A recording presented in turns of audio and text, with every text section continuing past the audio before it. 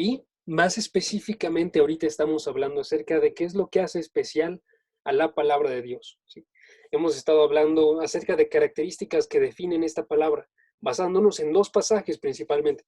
¿Cuáles son esos pasajes? Pues si los quieren ver, es 2 de Timoteo capítulo 3, versículo 15 al 16.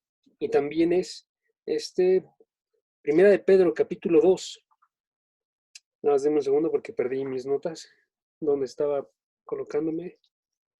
Pero es 1 de Pedro capítulo 2. Y ahorita encuentro la referencia, pero para que chequen. Esos dos pasajes nos hablan acerca de cómo es que la Biblia es inspirada por Dios. 2 Timoteo capítulo 3, versículo 16. Y nos habla de cómo es que los escritores no escribieron por su propia voluntad, sino que fueron movidos por la voluntad de alguien más. Y para cumplir esa voluntad, ¿quién es esa persona que lo estaba moviendo? Era Dios, era el Espíritu de Dios que estaba moviéndolos para llevarlos desde un lugar hasta otro lugar y escribir cada una de las palabras que él estaba poniendo dentro de esta Biblia, ¿sí? Y dentro de los manuscritos que nosotros conocemos como originales, de los cuales ahorita no tenemos ninguno, pero se han recuperado a través de múltiples manuscritos que nosotros tenemos hoy en día.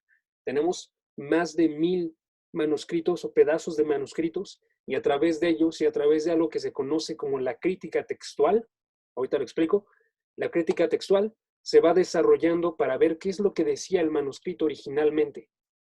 ¿Qué es la crítica textual?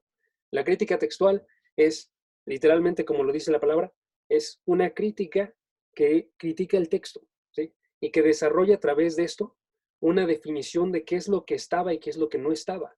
Como hay manuscritos que son muchísimos y que están repartidos por varias zonas geográficas y que también tienen unas ciertas distinciones cada uno, pueden tener algunos errores en alguna palabra, en alguna forma de expresarse, o puede que algún copista o alguien que estuviese escribiendo la copia haya cometido algún error. Por eso, lo que realiza la crítica textual es va y define, ok, en este manuscrito, en esta zona geográfica, se encuentra este error, y este error prevalece por toda esta zona geográfica, pero no prevalece en esta zona geográfica diferente. Y en esta zona tenemos aún más, y se van desarrollando por estas otras zonas. Podemos definir entonces, ok, igual y el error se desarrolló aquí, y por tanto, esta no es la forma en la cual estaba renderizado en el original. También se define, por ejemplo, por cuál es la edad que tienen los manuscritos. Si los manuscritos son más antiguos o más recientes, ¿sí? Y entre más antiguos son, más fidelidad tenemos porque han tenido un menor tiempo para ser corrompidos. O también porque mantienen una fidelidad. Y les pongo ahí un ejemplo. En los manuscritos que se encontraron, que son del siglo III, IV y V, de los cuales nos hablaba el pastor el lunes, que son ahí se me fue cuál eran los nombres. El manuscrito sinaítico, el manuscrito alejandrino, y me falta uno. Bueno, estos, que son los más antiguos que nosotros tenemos, reflejan también una fidelidad muy grande a la... Vaticano. ¿Perdón, cuál? ¿Colmen? El Vaticano. El Vaticano, No exactamente. dice Vaticano. Sí. Estos reflejan una fidelidad muy grande en la parte de lo que se conoce del Antiguo Testamento también, ¿sí? Lo cual también nos indica esto, de tenemos esta fidelidad tan grande y unos manuscritos también más antiguos de los cuales tenían antes, ¿no? Entonces, esta parte es muy importante, amigos, porque cuando vemos eso, vemos que Dios está preservando su palabra y que Dios lo ha realizado a través de siglos y siglos y la ha preservado de forma muy fiel, de modo que enseña las mismas cosas y los errores no cambian ninguna forma real de enseñanza. Y aparte de eso, de que a través de esta increíble cantidad de manuscritos que nosotros tenemos, se puede definir y estar 99% seguros, básicamente, de que tenemos exactamente lo que tenían en el manuscrito original, ¿sí? O sea, se va y hay unos pocos cambios que son muy pequeñitos. Y algunos incluso dirían, tenemos un 110% de lo que tenía el original. Porque o sea, tenemos un poquito más de escrituras que no estaban, como lo de Marcos 16, versículo 9 al versículo 21. O como lo de... Dame un segundo. Se me olvidó cuál otro iba a decir. Pero de estos pasajes, incluso que no estaban, pero que ahora tenemos y se volvieron parte de nuestra tradición, que no se aceptan como escritura, pero que muestran también esta idea de preservación. Ahora, Esto es extremadamente grande y a mí me encanta, porque algo que me estaba dando cuenta apenas ahorita, y, y se los quiero contar, pero también no quiero que asuman que esto es algo que hay que hacer normalmente. Usualmente una regla cuando compartes tú un mensaje es no hables acerca de ti mismo, ¿sí? Porque a través de eso puedes estar generando más un interés en ti que lo que se dice en la palabra. Pero les voy a contar algo. Yo llevo ahorita 5 años de creyente, ¿sí? Y una de las cosas que a mí me agarró muchísimo cuando yo me estaba convirtiendo, y fue una conversión a través de meses, es que yo comencé a escuchar, y escuchaba un mensaje, y escuchaba otro mensaje, y escuchaba otro mensaje de otra iglesia, y otro mensaje de otra iglesia, y un mensaje de vida nueva, y otro, y otro, y otro, y otro, a través de meses, siendo no creyente. Y algo que vi era el hecho de no hay ninguna discrepancia entre estas cosas. Si tienes una iglesia que está fielmente predicando la palabra, no chocan sus ideas en ningún momento, ¿sí? Si tú checas la historia de los reformadores, por ejemplo, si checas la historia, puedes ver que hay un movimiento, ejemplo, que se realizó en Suiza, otro que se realizó en otra parte geográfica y en otra más en Inglaterra o en Escocia, y que cada uno de ellos desarrolló una confesión bíblica, ¿no? Entonces, vieron la palabra y desarrollaron una confesión y dijeron, esto es lo que nosotros creemos. Y vas, y ahorita las checas, y ninguna de ellas choca. Crecen las cosas. O sea, se aumenta el conocimiento de lo que se tiene, pero no chocan estas ideas. Y esto es impresionante, porque si tú vas y escuchas a alguien platicar en el mundo y escuchas a alguien más, estas ideas empiezan a chocar y hay muchas discrepancias. Y todas estas ideas no cohabitan en un mismo ambiente, como que necesitan de una definición de la realidad que se apegue a ellas. Pero la definición de la Biblia es tan universal que una iglesia de un lugar y una iglesia de otro lugar, ambas van y la leen y tienen la misma realidad, ¿sí? Y agarran el mundo de la misma forma. Y eso a mí me sorprendió muchísimo. Y luego lo estoy experimentando yo también. Ahorita yo les estoy dando esto en base a un libro que se llama Teología Sistemática Reformada, si quieren buscarlo. Pero chequen la idea de, no solamente estoy dando esto, doy un estudio ahorita, doy un estudio mañana, luego doy mensajes los sábados o también los domingos con los que gustan discipularse. Y a través de ya un año que llevamos, que ha variado la cantidad de estudios también, pero si contase la cantidad de cosas que he dicho, usualmente yo las imprimo y las tengo en unas hojitas, en las cuales tengo todo. Y doy alrededor de 10 hojas cada vez que yo estoy compartiendo, ¿sí? Si cuento todos los mensajes que llevo ahorita, he dado alrededor de 1000 hojas, de un libro de 1000 páginas. Y lo que me sorprende ahí muchísimo, amigos, es que agarro citas y repito a veces citas, pero no las he repetido tanto como uno podría pensarlo, ¿saben? O sea, las he dicho como unas 4, 5, 6 veces en un año, pero agarro de todas partes de la Biblia. Y es algo impresionante y que me vuela la cabeza, amigos, que aún así se mantiene coherente el mensaje. Una de las cosas más hermosas que me dijo una vez un discípulo mío era que creía que yo era demasiado coherente, demasiado íntegro, o sea, como que no había discrepancias en lo que estaba diciendo. Y por supuesto, no era yo, y sería muy tonto que yo creyese que es acerca de mí, sino que estaba hablando acerca de la unidad de la palabra y no estaba viéndolo él, pero, o sea, le quería indicar, esa es la unidad que tiene la palabra de Dios. Nosotros tenemos la verdad y podemos a través de esta verdad estar conociendo y conociendo y conociendo a Dios de forma más amplia en cada ocasión. Y es algo increíblemente hermoso. Ahora ya comenzando el tema.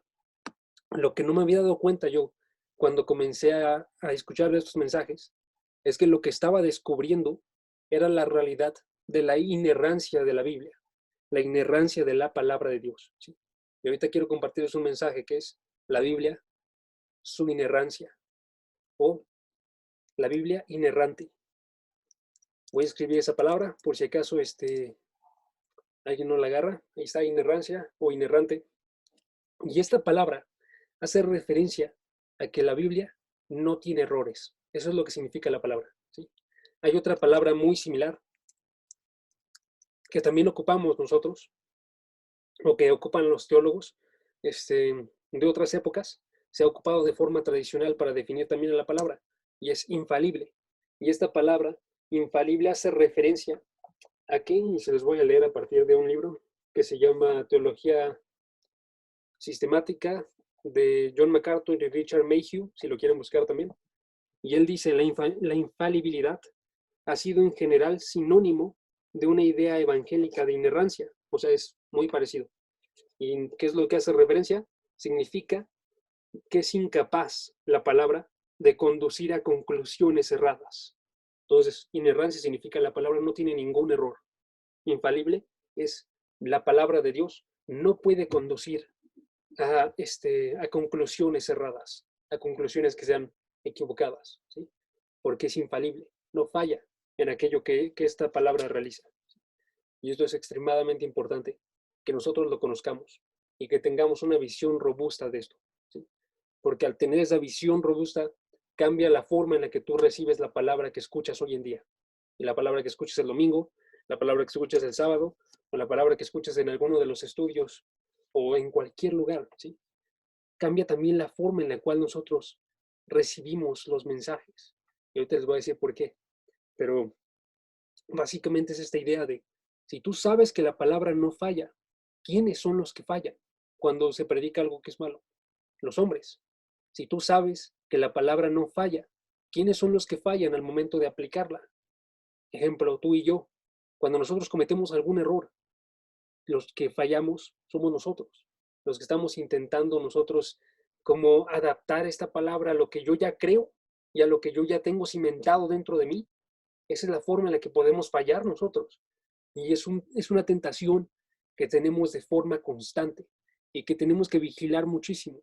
Y por eso a mí me gusta mucho que si nosotros hacemos algo o decimos algo, que podamos decirlo defendiéndolo a partir de la palabra y que no vayamos de forma superficial a la palabra, sino que digamos literalmente, esto es lo que yo pensaba antes, esto es lo que vi en la palabra, esto es lo que yo pienso ahora.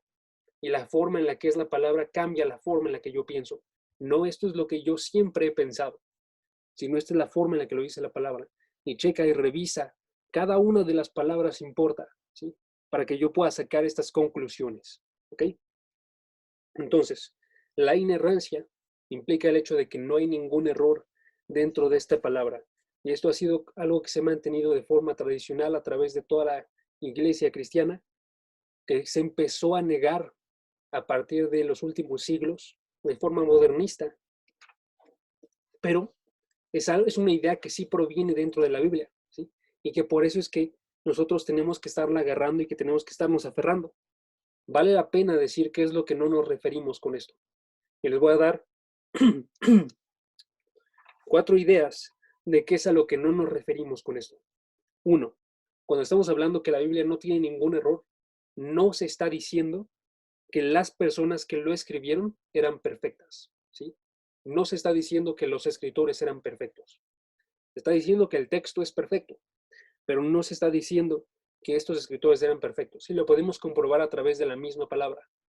De un lado, dice la palabra, 2 Timoteo 3:16, el pasaje que les dije ahorita, toda la Biblia es inspirada por Dios, ¿sí? Toda la Biblia es inspirada, la está diciendo Dios, de modo que es la misma palabra de Dios. Inspirada, como vimos antes, es Theonestus, Theonestus, Teo.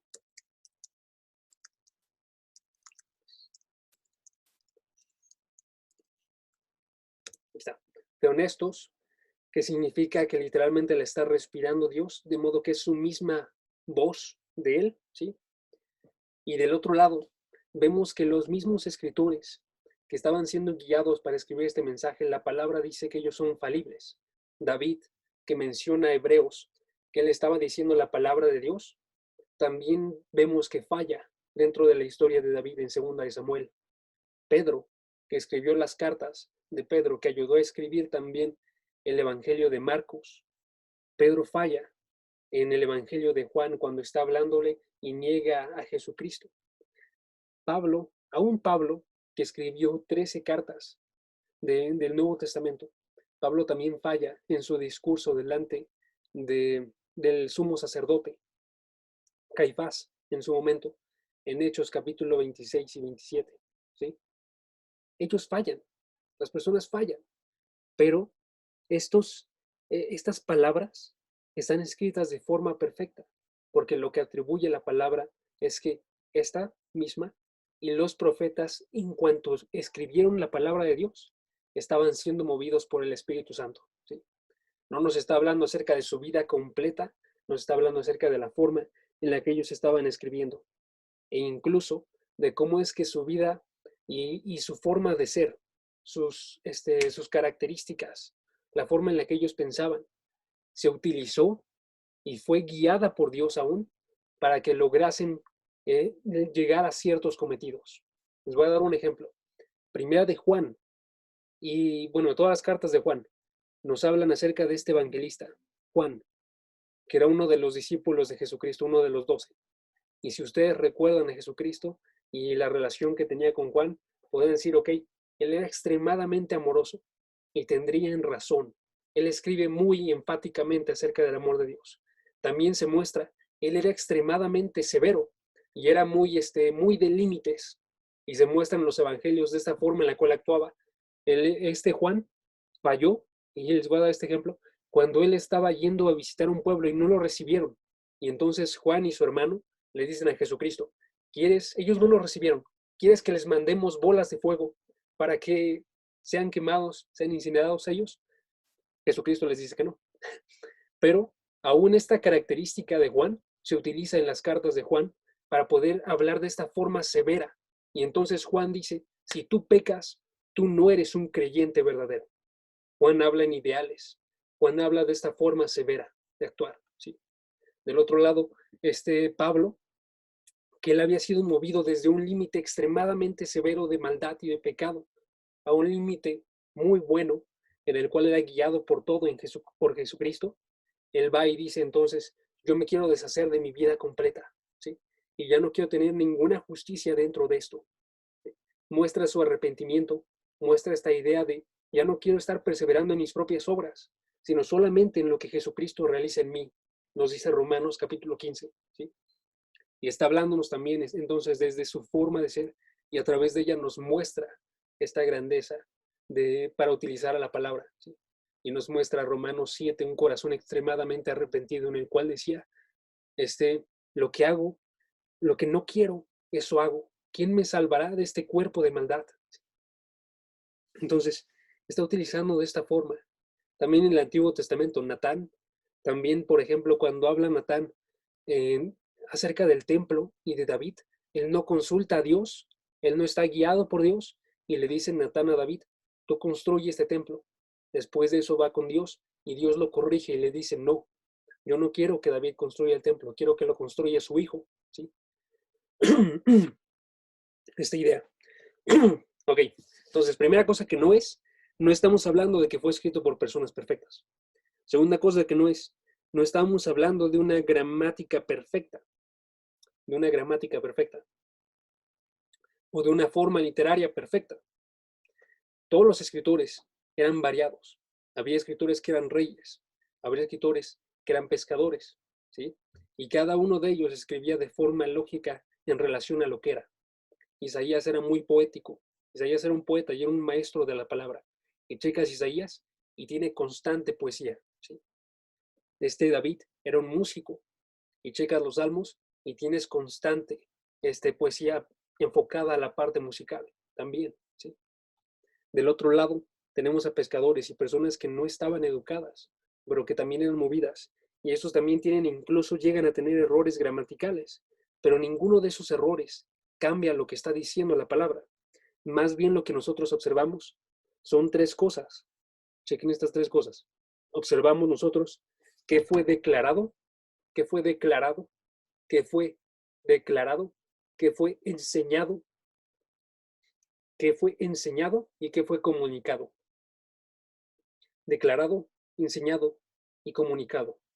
Y eso es lo que está guiándonos a nosotros. E incluso estas formas de hablar nos ayudan a definir cuál es el significado verdadero. Cuando tú tienes, perdón, dale, ¿qué pasó, Meni? ¿O quién fue que habló? ¿Cuál? No, Sara. Vas, dale. ¿Cuál es la diferencia entre declarar y comunicar? Bueno, en este contexto. Declarar, literalmente es cuando tú hablas y estás haciendo ¿cómo puedo decirlo de otra forma? Espérame. Estás haciendo una afirmación, ¿sí? Comunicar implica más cosas. Ejemplo, a través de Job y a través de la forma en la que eran los amigos de Job, ellos estaban declarando cosas que eran mentira. Y nosotros sabemos que era mentira porque la misma palabra declara que eran mentira. Y entonces dice, ellos estaban pecando. Al final de Job, checas, y Dios mismo va y acusa a sus amigos de Job, ¿sí? Sin embargo, la forma en la que estaban hablando estos amigos sirve para comunicar ideas del pensamiento del hombre acerca de Dios. Es un ejemplo, ¿sí? Entonces, se hace una afirmación y una declaración clara acerca de esto, pero a la vez se utiliza esta forma de hablar de los amigos para poder comunicar ciertas cosas, ¿sí? Estas declaraciones que hicieron ellos no eran verdaderas, pero el utilizar a estos amigos comunica algo verdadero, comunica que el hombre interpreta mal a Dios, ¿sí? Y enseñar nos habla literalmente, bueno, eso se define solo, ¿no? Es acerca de cómo es que está mostrándonos el camino correcto, ¿sí? Está enseñándonos para que nosotros conozcamos más acerca de algo, ¿ok? ¿Qué más no estamos haciendo? ¿Qué más no se dice con la inerrancia? No se dice que las copias de los manuscritos estén variando o estén difiriendo o tengan errores, ¿sí?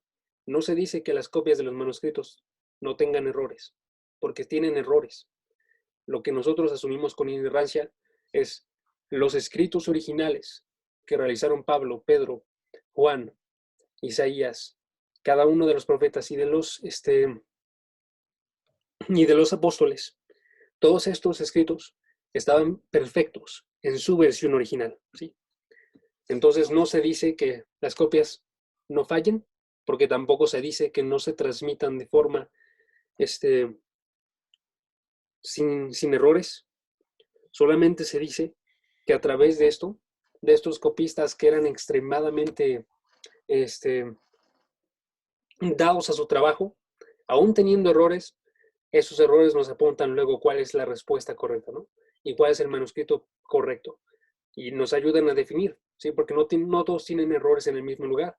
Entonces podemos ir definiendo a través de la crítica textual, que es lo que comenté hace rato, cuál es el verdadero texto, ¿no? Y qué nos dice en verdad esta palabra, ¿sí? Ahora, de todos modos, es impresionante la forma en la que Dios ha preservado su palabra, porque no se han perdido libros, no se han perdido, no se han cambiado enseñanzas, perdón, no se han perdido libros, no se han cambiado enseñanzas, de modo que se enseña lo que va contrario a la palabra de Dios, ¿sí? Se sigue manteniendo esta integridad, aún así.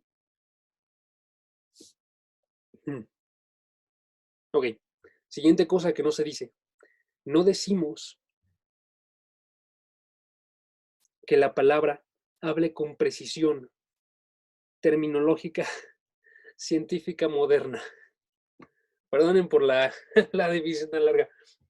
No decimos que la palabra hable de... Espera, ¿lo puedes repetir? Sí, lo voy a cambiar porque sí, ya vi que está medio largo eso. Entonces, no decimos que la palabra tenga precisión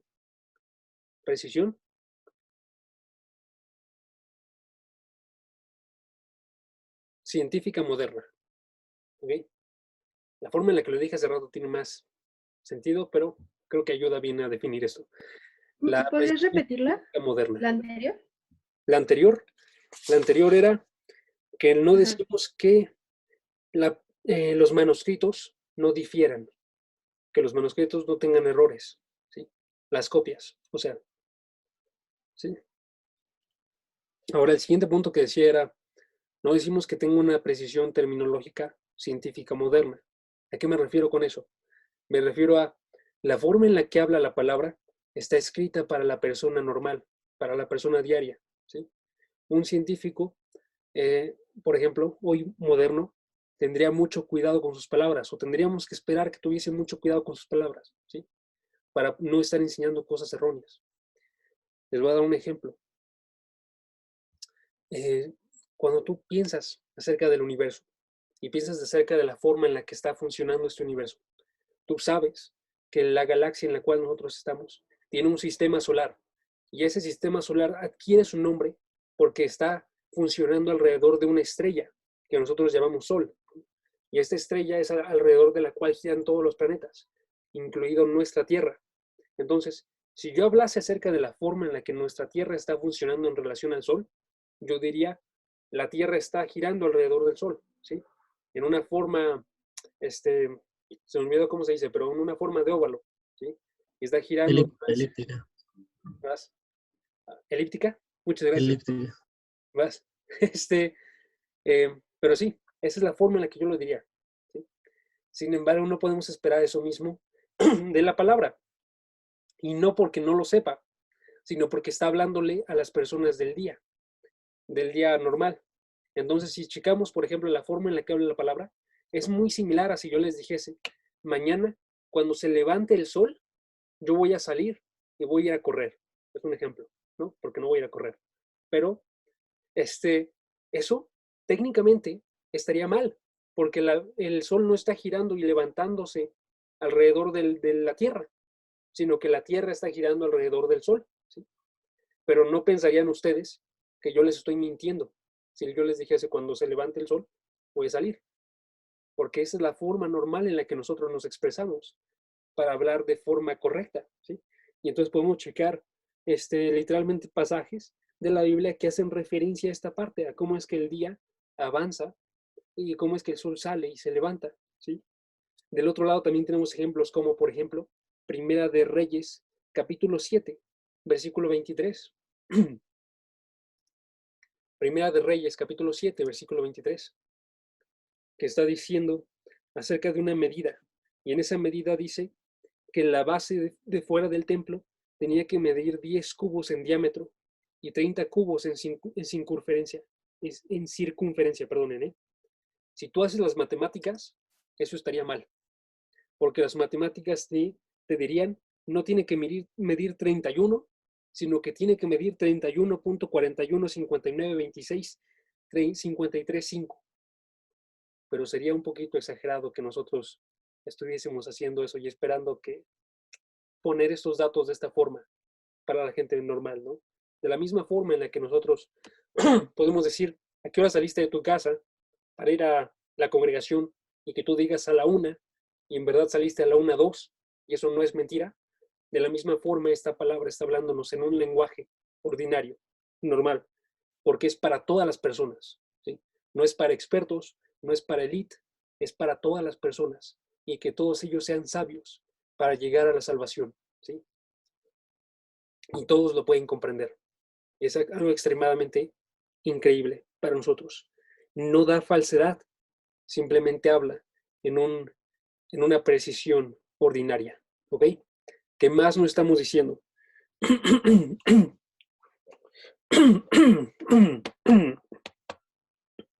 Ya está, una disculpa. No estamos contradiciendo las figuras del habla. No estamos contradiciendo las figuras del habla. Yo no estudié literatura, entonces no estoy seguro si hay un término ahí que me estoy perdiendo. Pero bueno, cuando estoy diciendo esto, me estoy refiriendo yo, por ejemplo, a la poesía, a las figuras metafóricas, a las figuras, justo cuando quería que recordara estos términos. Pero bueno, dejémoslo en figuras metafóricas ahorita. Cuando hablamos de figura metafórica podemos hablar acerca de cómo representamos una idea real a través de una comparación con otra cosa, ¿sí? Y entonces puedo hablar acerca de Dios y de su poder y hacerlo a través de decir la mano de Dios, ¿sí? Es una figura, es una figura del habla, ¿sí? Pero que nos está indicando de una forma poética y metafórica que Dios es alguien que actúa de forma poderosa, ¿sí? Que alguien que actúa con habilidad, como la que tú actúas cuando tienes tu mano, ¿sí? Alguien que tiene precisión en la forma en la que actúa, ¿sí? Y eso se conoce como esta idea de estar hablando acerca de Dios a través de una representación metafórica. Se conoce como un antropomorfismo, ¿sí? Y entonces no negamos esto. El hecho de que no tenga un error se ve, porque tú, Porque tú puedes entender, si esta forma nos está hablando de forma poética, nos está hablando literalmente en una forma poética, está ayudándonos a comprender de esta forma, ¿sí? La interpretación literal de la palabra hace referencia a que nosotros interpretemos en base a la literatura, ¿sí? A una literatura del texto. Entonces, si tú estás leyendo poesía, interprétalo con la poesía. Si estás leyendo una narrativa, interprétalo con la narrativa. Si estás leyendo una figura metafórica, interprétalo con la metáfora, ¿sí? Así como lo puso Meni, en el punto, una disculpa. Pero sí. Y finalmente, esto que decimos también implica que no ignoramos las dificultades. No ignoramos las dificultades de la Biblia, de interpretar la Biblia. O sea, si aún así nos vamos a encontrar con cosas que se vean difíciles, ¿sí? Con cosas que se vean difíciles de armonizar teológicamente. Ejemplo, es lo que habla Pablo acerca de la salvación sin obras, que es lo que habla Santiago acerca de la salvación con obras, ¿sí? Por fe con obras. Esto se tiene que armonizar y no hay ningún error en esto, ¿sí? Pero tenemos dificultades como hombres y tenemos que estar nosotros conscientes de que las vamos a afrontar. También vamos a afrontar dificultades en lo que viene a la parte histórica, en lo que viene a la parte científica. Y tenemos que estar nosotros conscientes que podemos confiar en Dios y tener una piedra firme, ¿sí? Porque conoce más y nos envía, en vez de eso, a nosotros, no a ser jueces, sino a checar nuestro carácter y nuestra humildad al momento en el cual nosotros nos acercamos al texto, ¿sí? Que seamos humildes para reconocer que nuestro entendimiento en comparación con Dios es nada, ¿sí? Nuestro entendimiento es limitado, ¿ok? Ahora sí, entonces, ¿qué es lo que sí está diciéndonos? Y a través de estos sís, vamos a verlo con la palabra de Dios, ¿sí? ¿Qué es lo que nos está diciendo en base a la palabra de Dios? ¿Va? No solamente tradiciones, ¿qué es lo que nos dice la palabra de Dios? ¿Sí? Chequen estas ideas. El texto que les iba a decir la otra vez, hace rato, perdón, era 2 de Pedro, capítulo 1, versículo 20 al versículo 21. 2 de Pedro, capítulo 1, versículo 20 al versículo 21. Y vamos a leerlo. Versículo 20 al versículo 21. Ok. Y vemos. Aquí está. Compartir. Ok. Hacer más grande esto. Vamos a poner esto aquí. Okay. Lo voy a tener en ambas partes. Entonces, para que ustedes lo lean de cualquier parte que ustedes digan. Ambas están en la misma versión. Entonces, pueden checarlo. Este es un programa que se llama Logos. Y es un muy buen programa para estar estudiando la palabra, ¿sí? Entonces, 2 de Pedro, capítulo 1, versículo 20, dice, pero ante todo esto saben ustedes, ¿saben esto? Que ninguna profecía, absolutamente ninguna parte de esta escritura, es asunto de una interpretación privada o interpretación personal. ¿Qué significa esto? Esta interpretación lo va a definir, pues ninguna profecía fue dada jamás por un acto de voluntad. No viene y fue escrita en este papel y fue comunicada a las demás de parte de una voluntad humana. No hay una interpretación que sea privada, sino que fue por la voluntad del Espíritu Santo. Lo dice aquí, sino que hombres inspirados, y recuerden literalmente eso significa llevados, movidos, para cumplir un propósito por el Espíritu Santo, hablaron de parte de Dios, ¿sí? O sea, Dios está hablando y es la palabra de Dios, ¿sí? Entonces, a través de esta idea de qué es la palabra de Dios, podemos saber que aún las partes más pequeñas de la palabra, porque nos dice aquí, ninguna profecía de la Escritura es perteneciente a lo humano, ¿sí? Sino que aún lo más pequeño de esta palabra pertenece a Dios. O 2 de Timoteo, capítulo 3, versículo 16. Toda escritura es inspirada. Nada se escapa de toda escritura. sino que toda la Escritura es inspirada, y esta inspirada, a diferencia de la inspirada de segunda de Pedro, este significa literalmente expirada, respirada, como respiración hacia afuera, ¿sí? Y toda esa entonces proviene de la misma voz de parte de Dios, ¿sí? Entonces, ¿qué es lo que se puede decir? Se puede decir que aún lo más pequeño de la palabra, como decía Jesucristo, lo más pequeño de la palabra es eterno. O Mateo 5, versículo 18, porque en verdad os digo que hasta que pasen el cielo y la tierra, no se perderá ni la letra más pequeña, ni una tilde de la ley, hasta que toda se cumpla. Y lo que estaba diciendo aquí en su idioma original, en griego, estaba hablándonos acerca de la letra más pequeña, literal. O sea, estaba haciéndonos referencia a una letra griega que es extremadamente pequeña y estaba diciendo, esta no está fallando en la palabra, sino que se va a cumplir aún esta letra. Todo lo que está aquí se va a cumplir. Y la forma entonces en la que lo traducimos nosotros es ni una tilde, ni un acento se puede escapar, sino que todos estos provienen de parte de Dios, ¿sí? Se checan aquí, nos dice es una iota, que es la letra más pequeña del alfabeto griego, ¿sí? Y entonces vemos nosotros absolutamente todo es palabra de Dios. Ahora entonces, ¿qué nos habla eso si nosotros encontrásemos algo falso? Si nosotros dijéramos la palabra no es inerrante, la palabra tiene errores, ¿sí? Es una de dos cosas, ¿ok? Y quiero que chequen este pensamiento. Es una de dos cosas. O es el hecho de que Dios conocía que hay un error y aún así lo dejó estar ahí. O es el hecho de que Dios no conocía que había un error y por eso es que está en la palabra. Es una de esas dos fuerzas, ¿sí? ¿Cómo resolvemos esto entonces? Chequemos la primera opción. Digamos que Dios conocía y no dijo nada al respecto. Entonces, ¿qué podríamos pensar nosotros? Si aún así Dios declaró las cosas y aún así Dios dijo, toda escritura es inspirada por Dios, y aún así Dios dijo, yo moví con mi espíritu a cada uno de los profetas para que toda la escritura fuera de parte de mía y no de interpretación privada, diríamos entonces, si hay algún error aquí, Dios es un mentiroso. Pero sabemos nosotros, Dios no es un mentiroso, sino que Dios literalmente se le llama como el Dios de verdad, ¿sí? Chequen esta parte. Pasó el Señor por delante de él, delante de Moisés, y proclamó, el Señor Dios compasivo y clemente, lento para la ira y abundante en misericordia y verdad.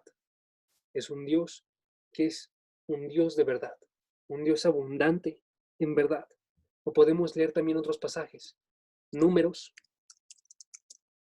que compara la forma en la que es Dios en comparación con los hombres, ¿sí? Y entonces dice, Dios no es un hombre para que mienta. Dios no miente. Por el hecho de que es Dios, Dios no miente. Porque los hombres mienten, pero Dios no puede mentir. Ni es un hijo de hombre para que se arrepienta. Lo que ha dicho él, que diga, lo ha dicho él ha mencionado esto y no lo hará. Es una pregunta retórica. Por supuesto que sí lo hará. Dios hace todo lo que dice. ¿Lo ha hablado él y no lo cumplirá? Si lo ha hablado, Dios lo cumple, porque Dios es un Dios de verdad.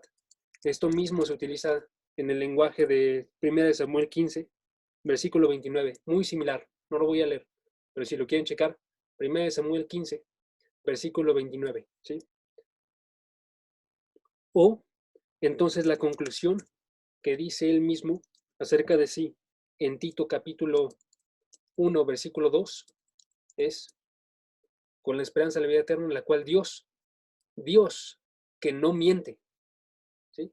Él es el Dios que no miente. O Hebreos, capítulo 6, versículo 18. Es imposible que Dios mienta, ¿sí? Es imposible que Dios mienta, porque en su naturaleza, como es Él, para poder mentir tendría que dejar de ser Dios, porque Dios tiene unido a sí mismo la verdad, porque Él es verdad, ¿sí? Él es verdad, por tanto no puede mentir, ¿sí? Y algo que debería de darnos cosa aquí es el hecho de, si ustedes vieran a alguien que está diciendo que Dios y su palabra está mal, ¿Saben cuál es la forma en la que tendríamos que reaccionar nosotros? Sería una de preocupación y sería también una de ofensa, porque estarían diciendo algo en contra de la naturaleza de nuestro mismo Dios. Y si nosotros pensamos eso, nosotros estamos pensando algo en contra de Dios. Estamos pensando, Dios, tú eres un Dios que miente. Tú eres un Dios que no habla de forma correcta, ¿sí? Y y que está confundiendo a las personas para llevarlas por otro camino. Y recordemos, esta forma de hablar solamente se habla acerca de Satanás, el que es mentiroso desde el principio, el que en Génesis capítulo 3 estaba trabajando para poder desviar y confundir a Eva, ¿sí? Que estaba engañando. Y nos dicen de forma constante en los pasajes, él engaña y ha sido engañador desde el principio, ¿sí? Entonces, la forma en la que hablamos nosotros de nuestro Dios es un Dios de verdad. Ahora, el segundo pensamiento es, ok, quizás Dios no conocía esto. Y la forma en la que tendríamos que responder nosotros es, esto no puede suceder tampoco, porque Dios es omnisciente. O sea, es omnisciente, todo lo conoce. Dios conoce todo. Salmo 147, versículo 5. Grande es nuestro Señor y muy poderoso. Su entendimiento es infinito. Su entendimiento va más allá de todo entendimiento y no se acaba en lo absoluto, porque Él creó todas las cosas, ¿sí? Porque también Él ve todas las cosas. Él creó todas las cosas, Él ve todas las cosas. Salmo 33, versículo 14. Desde el lugar de su morada Él observa a todos los habitantes de la tierra, ¿sí? Él conoce cada uno de los corazones de todos los habitantes que están dentro de esta tierra. Conoce cada una de las cosas acerca de nosotros.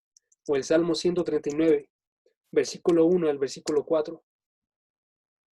Oh Señor, tú me has escudriñado y me has conocido. Tú conoces mi sentarme y mi levantarme. Desde lejos comprendes mis pensamientos. Escudriñas mi senda y mi descanso. Conoces bien todos mis caminos, aún antes de que haya palabra en mi boca. He aquí, tú ya la sabes toda. Dios conocía aún cada una de las palabras que iban a salir de cada uno de los profetas, ¿sí? Antes de que hubiese creado todo, ya conocía todas las palabras, ¿sí? Él guía todo y cumple su voluntad. Y entonces uno de mis versículos favoritos, si quieren anotarlo, Isaías 46, versículo 10 al versículo 11 es el Dios que declaró el fin desde el principio y desde la antigüedad lo que no ha sido hecho. Y chequen cómo habla Jehová de sí mismo. Yo digo, mi propósito será establecido y todo lo que yo quiero realizaré. Ningún propósito de Jehová es frustrado, sino que todo lo que Él quiere, Él realiza, ¿sí? Y nada se escapa de las manos de nuestro Dios. Y esa es la forma en la que nos habla la palabra. Ahora, el principal hombre que estaba defendiendo esta idea de la inerrancia es Cristo. Cristo decía en Juan capítulo 17, versículo 17, santifícalos en la verdad, tu palabra es verdad. Definía él a la palabra de Dios en el Antiguo Testamento y también todas las palabras que iban a salir de su propia boca, Jesucristo, las estaba definiendo como la verdad, ¿sí? De la misma forma también él nos habla, como en Mateo, en el versículo que les dije apenas, Mateo capítulo 5, versículo 18, ninguna palabra de Dios va a pasar sin que se cumpla, ¿sí? Porque todas sus palabras son verdaderas. Y es el testimonio que se da de forma constante. El salmista decía en el Salmo 119, versículo 160, la suma de tu palabra es verdad, y cada una de tus justas ordenanzas es eterna, ¿sí? O también se dice, una de las últimas declaraciones que se dan en la Biblia, en Apocalipsis, capítulo 22, versículo 6, es la siguiente. Y me dijo, ¿quién era? Estas palabras son fieles y verdaderas. Y el Señor, el Dios de los espíritus de los profetas, envió a su ángel para mostrar a sus siervos las cosas que pronto han de suceder. Estas palabras que son fieles y verdaderas van a suceder, ¿sí? Estamos hablando nosotros acerca de la realidad más increíble que podemos conocer algo que es eterno, y aún así estamos viéndolo hoy en día en cada uno de nuestros regazos. Si ustedes están sentados con su Biblia sobre nuestros escritorios y está ahí hablando de forma perfecta, ¿sí? En estas escrituras nos está enseñando Dios que su palabra es pura, ¿ok? Voy a checar unos últimos pasajes, nada más para que chequemos cómo habla en 2 pasajes acerca de su palabra. Y esto es a lo que me refiero, de que ustedes tengan ideas claras acerca de la palabra de Dios, que vayan directamente al texto y que vayan a qué es lo que está diciéndonos. El primer pasaje es el Salmo 12, ¿sí? El Salmo 12, versículo 6, más específicamente, ¿sí? Las palabras del Señor son palabras puras, son plata probada en un crisol en la tierra, 7 veces refinada. ¿Ok? Ese es el versículo. ¿Qué está haciendo aquí? Primeramente, Dios está contrastando sus palabras con, versículo 2, la falsedad que habla cada uno a su prójimo. Está hablándonos de personas y de malos maestros y de la forma en la que ellos hablan falsedad. Y contrastado a esta idea de falsedad está la palabra del Señor. Ahora chequen. Les voy a dar unas cuantas observaciones. Chequen primeramente que aquí está diciéndonos las palabras en plural. Está hablándonos acerca de, no solamente es acerca del mensaje general de la palabra, no es acerca del mensaje general de la Biblia, como algunos piensan. O sea, ok, no todas las palabras pertenecen a Dios, pero el mensaje general de todo esto pertenece a Dios. Eso dicen algunos. No, aquí nos dice las palabras, todas las palabras del Señor son palabras puras. ¿Ok? Chequen siguiente observación. Nos dice que son puras. Y este puras está haciéndonos referencia a la forma en la que se trataban los metales en la antigüedad. Lo que se realizaba con los metales en la antigüedad era que ellos tenían que ser hervidos, bueno, no hervidos, pero calentados a una cierta cantidad de temperatura para poder ser refinados. Y entonces la palabra va a ser contrastada con la plata, que es calentada y refinada. Chequen, ¿sí? Refinada 7 veces. Está hablándonos de que son puras porque ha sido refinada. La forma en la que se calentaba entonces era, este metal tiene otros materiales, tiene cobre, tiene piedras, tiene que ser calentada y a través de este ser calentado va a ser refinada para salir de forma pura, ¿sí? Entonces nos está diciendo con esta idea, hay un contraste claro acerca de la forma en la que es esta palabra y la forma en la que son todas las palabras de los hombres. Las palabras de los hombres no son puras, las palabras de Dios son puras. Y esto se contrasta de forma mayor en la siguiente parte. Dice que es plata, perdón, pero que es 7 veces refinada. 7 veces refinada. No solamente una vez. Y si ustedes recuerdan dentro de la palabra, el número 7 es un número que nos habla acerca de una perfección, ¿sí? O un ser completo. Entonces esta palabra es refinada como la plata, pero no solamente una vez, sino 7 veces, que nos habla acerca de esta perfección, ¿sí? Es un número que se utiliza para hablar acerca de esta perfección, ¿sí? Y entonces, ¿qué tenemos que hacer nosotros? Tenemos que ver a la palabra como una escritura que debe de ser reverenciada, que pertenece a Dios y que pertenece a Él solamente y que no se mezcla en lo absoluto con palabras humanas, ¿ok? Porque como la plata ha sido refinada y ya no tiene escombros de ningún otro metal, así también la palabra de Dios es tan pura que no contiene escombros de ningún otro hombre, ¿sí? No tiene escombros de ningún pensamiento de otro hombre. Ahora el segundo pasaje está en Proverbios. Proverbios capítulo 30, versículo 5 al versículo 6. Proverbios 30, versículo 5 al versículo 6. Y comenzamos con lo mismo. Probada es toda palabra de Dios. Él es escudo para los que en él se refugian. No añadan a sus palabras, no sea que él te reprenda y que seas hallado mentiroso. Este pasaje revela muchas verdades. Solamente vamos a ver unas 4. Pero sí, chequen estas verdades que nos está diciendo aquí. Está diciendo primeramente que se extiende este probar a toda palabra de Dios, ¿sí? Toda palabra. ¿Cuál es la extensión de esto?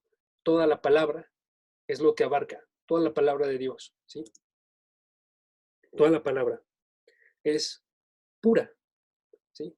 que nos está haciendo referencia aquí, como en el otro pasaje es la misma palabra, pero aquí se está traduciendo como probada.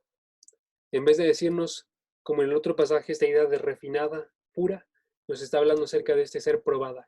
Y es esa misma palabra que está haciéndonos referencia. Y en el contexto inmediato, y esto es muy importante que lo vean ustedes para cuando lean la palabra, chequen el contexto inmediato, cómo se define a partir de los mismos versículos que estamos viendo. Chequen. Está diciéndonos, probada es toda esta palabra de Dios. Él es un escudo para los que en él se refugian. Y chequen qué nos dice el versículo. No añadan a sus palabras, no sea que Él te reprenda. ¿Sí?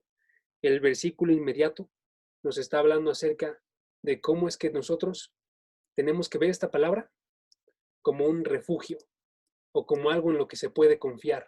¿Sí? Igual dice aquí, pero de forma literal nos está diciendo, se puede confiar en esta palabra. Tú puedes refugiarte en esta palabra. Y en el contexto también inmediato nos está diciendo que es especial esta palabra, porque no se le tiene que añadir nada. No se le tiene que añadir más a esta palabra para que aumentes el conocimiento de la palabra. No, porque esta palabra ya es digna de ser refugio y de ser la confianza de las personas. Entonces, ha sido probada y se ve que es un refugio que es confiable y se ve que no se le tiene que añadir nada. ¿Ok? Y tercera observación de estos dos versículos es que si nosotros añadimos esta palabra, ¿qué es lo que convertiríamos a nosotros? ¿Y qué es lo que haríamos con la palabra? ¿Haríamos a la palabra mentirosa? ¿Nos haríamos a nosotros mentirosos? ¿Seríamos hallados mentirosos si agregásemos palabras? ¿O también seríamos dignos de reprimenda de parte de Dios por estar agregando a esta palabra? Porque no necesita más ayuda, no necesita nada más, ya está completa, no falla, sino que cumple sus propósitos. ¿Sí? ¿Acaso? Dime. ¿Y las traducciones bíblicas no incurren en ese pecado?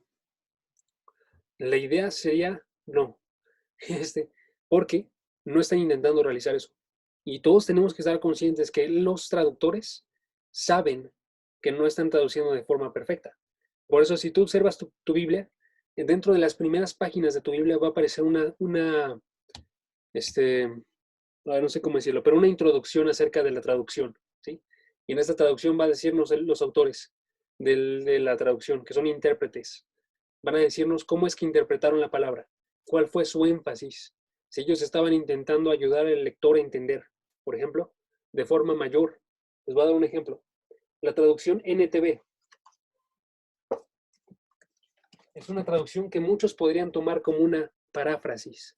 ¿Por qué? Porque esta traducción lo que realiza es que a través de utilizar más palabras o menos palabras o diferentes palabras y formas de hablar, busca que las personas interpreten lo que es el verdadero mensaje, ¿sí? Pero lo realiza a través de diferentes palabras. Contrasta eso con una traducción como la NBLA, que se está intentando mantener más robustamente segura con los mismos modos de hablar, las mismas palabras y una traducción de forma más literal a qué es lo que significa y el orden que tienen, ¿sí? Ambas están intentando cumplir el mismo propósito. ¿Cuál es ese propósito? Mostrar de forma fiel lo que dice la palabra, ¿sí? Pero tenemos que estar nosotros conscientes. Lo están haciendo a través de dos énfasis diferentes y todos ellos están conscientes de que pueden fallar, ¿sí? Dentro de América Latina no se ha dado esto, pero en Estados Unidos hay una traducción que se le conoce como la King James Version, ¿sí? Y hay muchos que asumen que esta es la única versión de la Biblia, traducción en inglés, que es correcta y la única que no puede fallar absolutamente en nada, sino que hasta el más mínimo detalle está diciéndonos lo correcto. Esto es extremadamente malo que nosotros lo pensemos, ¿sí? Y aparte de eso, para ellos es malo porque los mismos escritores, traductores de esta Biblia, la King James, dicen dentro de su introducción, nosotros sabemos que hay mejores, que van a venir, que digan, mejores traducciones. Y saben ellos y están conscientes de que pueden cometer errores. Y todo eso lo dijeron dentro de su introducción, ¿sí? Entonces tenemos que darnos cuenta, está hablándonos aquí de la palabra original, no acerca de las traducciones, pero las traducciones sí quieren transmitir de forma verdadera todo, ¿sí? Y podemos confiar en ellas y ustedes van a obtener la verdad. Probablemente vaya a fallar en algunos puntos pequeños, no va a fallar en nada grande, ¿sí? Y por eso también tenemos a gente que nos ayuda a interpretar mejor el texto. Ese es uno de los papeles de nuestros pastores, ¿sí? Y también en este caso es uno de es uno de mis papeles delante de ustedes. Por eso quiero que vean todo esto para que puedan interpretar también ustedes un texto, ¿sí? Ok, terminamos con unas cuantas ideas. ¿Qué es lo que implica para nosotros el hecho de que la palabra no tiene errores? ¿Sí? ¿Qué es lo que implica? Nos tiene que dar un golpe fuerte, amigos. Este, porque si la palabra de Dios no tiene ningún error, es la única palabra que es digna de confianza, es la única palabra que es perfecta, como dice aquí, es pura, que ha sido probada para que nosotros la utilicemos de refugio, o que ha sido refinada y es pura para que nosotros estemos apegándonos a ella, ¿sí? Tenemos que confiar nosotros en esta palabra. Y si nosotros no confiamos en la palabra, y eso es algo que sucede en todos nosotros, ¿sí? Ninguno de nosotros escapa de esto. Si nosotros no confiamos en esta palabra, tenemos que darnos cuenta que tenemos que acercarnos más y más a ella en cada ocasión, ¿sí? Una de las características que define a un cristiano en el Salmo primero. El Salmo primero no nos está hablando acerca de un cristiano especial, no nos está hablando acerca de un cristiano superior, nos está hablando acerca de todos los que son cristianos, ¿sí? Y dentro de este salmo nos está diciendo la ley de esta persona es donde se encuentra su deleite, o en la RBR, su delicia, y en su ley medita de día y de noche. Nosotros, pregúntense, ¿ustedes están meditando de día y de noche en la palabra o no lo están realizando? ¿Cuánto tiempo pasan ustedes meditando en cosas que no son la palabra de Dios? ¿Sí? ¿Cuánto pasan meditando acerca de ideas que son externas? Ideas que provienen de personas que ya murieron, quizás. Ideas de personas que ahorita están influenciando los medios. O personas que se llaman literalmente a sí mismos influencers. ¿Sí? ¿Y cuánto tiempo pensamos nosotros? Y si esa proporción es, es congruente con nuestra profesión de decir, yo soy cristiano.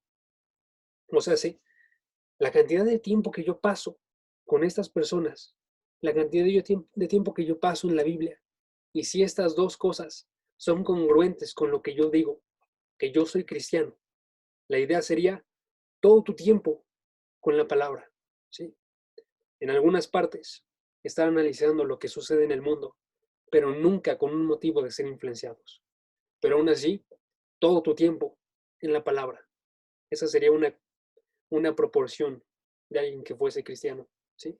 Y es la proporción que nosotros tenemos que estar buscando, porque en la ley de Dios medita de día y de noche, y en ella está su deleite de la persona que confía en Jehová, y que no es uno de los impíos, que no es uno de los pecadores, que no es uno de los escarnecedores, sino que es uno que está plantado, y que está plantado como un árbol junto al río de la palabra de Dios, que lo alimenta, que lo soporta, que lo está llevando a través de cada una de las cosas. Segunda cosa, la inerrancia no es algo que es frío, no es algo que es académico, nada más, ¿sí? Por supuesto que académicos tienen que estar checando estas cosas, pero si checan con la palabra que vimos ahorita, la inerrancia, el hecho de que veamos a la palabra como pura, nos alienta a nosotros a estarnos entregando a ella en mente, corazón, en manos, todo nuestro cuerpo, todo nuestro ser, a poder estar diciendo, por ejemplo, Deuteronomio 6, versículo 4 y 5, hay un solo Dios, ¿sí? Y este es el único Dios al cual nosotros servimos, y es el Dios que amamos con todo nuestro corazón, con toda nuestra mente, con toda nuestra alma y con todas nuestras fuerzas, ¿sí? Y una última cosa. 3. Démonos cuenta que vivimos en un mundo que está contaminado, ¿sí? Un mundo que está contaminado que está corrompido y que de forma constante está buscando traer falsedad y llevarla a la mente de las personas y decirles, cree en esto y bebe esto, y que tengamos una advertencia nosotros, ¿sí? No solamente buscar estar en la palabra todo el tiempo, sino también darnos cuenta que nosotros habitamos en un mundo lleno de mentiras, ¿sí? Que pueden llenar nuestra mente y que no tenemos que meditar en estas cosas. Y no debe de sorprendernos entonces cómo es que el mundo se mete en esto y las agarra y las toma como verdaderas. Y tiene que advertirnos también para nuestros amigos, para conversar con ellos, para llevarlos a la verdad y también en nuestro tiempo para tener una forma de andar más precavida. Estaba diciéndolo otra vez, Andrés, ya no me acuerdo cuándo fue, pero estaba diciendo, había una canción que ellos cantaban, Andrés y el grupo de pequeños, hace unos 10 años, 20 años en Vida Nueva para el Mundo, y cantaban algo así como, Satanás no tiene poder, Satanás no tiene poder, y yo voy a poner mi pie sobre él, algo así. No sé, yo no estuve en ese tiempo, pero estaban diciendo, Satanás no tiene poder, eso es una mentira. La palabra misma nos habla de cómo es que Satanás tiene poder, ¿sí? Y tenemos que estar advertidos. Dios tiene mayor poder, pero no podemos estar cayendo en la idea de que no hay que ser precavidos, de que no hay que estar conscientes, porque Satanás supera muchísimo el poder que tú tienes y el poder que yo tengo. Y por eso tenemos que ponernos nosotros la armadura de Dios, ¿sí? Efesios capítulo 6. Y la forma ofensiva de ir en contra de Satanás es una sola. La única arma que está en la armadura de Dios es la espada del Espíritu, que es la palabra, ¿sí? Y es la única forma en la cual podemos ir ofensivamente en contra de él. Meni, ¿me ayudas a orar, profe? Y más. Señor, te damos gracias, Padre, en esta noche porque nos permites estar reunidos, Señor, aprendiendo que tu palabra no falla, Señor, no tiene errores. Y podemos confiar en ti plenamente y en lo que está escrito en ella porque no hay nada que le falte, nada que le sobre, sino que tú pusiste todo completamente lo que necesitábamos saber ahí, Señor. Y eso debe ser suficiente para nosotros para aprender, para estudiar, Señor, que constantemente esté meditando en nuestros corazones, en nuestros pensamientos de día y de noche, Señor, que sea nuestro deleite tu palabra. Te pedimos que sintamos ese amor por ella, esa necesidad de leerla constantemente y de predicarla, Señor. Te damos gracias por todas las personas que se pudieron unir. Gracias, Señor. En el nombre de Jesús. Amén. Amén. Vamos a darle pausa. Ahí está.